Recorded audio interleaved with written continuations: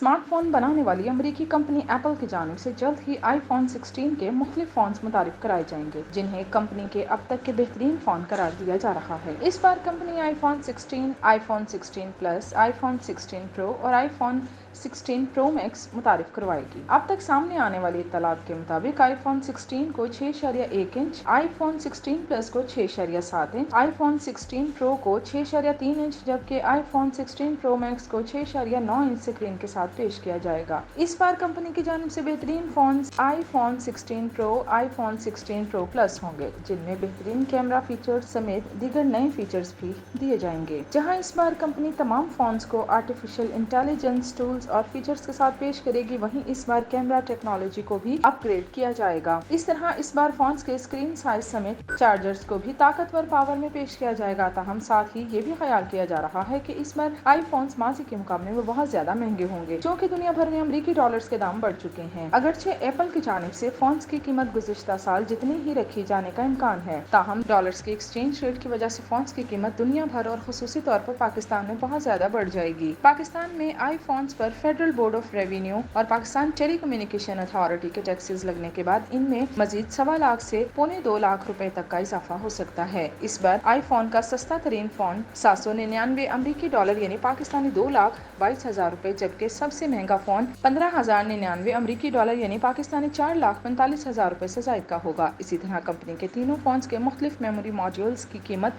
अलग अलग होगी और हर फोन पर कीमत के हिसाब से टैक्स नाफिज होगा। पाकिस्तान में आईफोन का सबसे सस्ता फोन हर तरह के टैक्सेस लगने के बाद 3 लाख रुपए तक, जबकि महंगा फोन तकरीबन 6 लाख रुपए तक दस्तयाब होगा। पाकिस्तान में आईफोन का सस्ता तरीन फोन 2.5 लाख रुपए से कम किसी सूरत में दस्तयाब नहीं होगा, जबकि महंगा तरीन फोन 5.5 लाख तक बमुश्किल दस्तयाब होगा।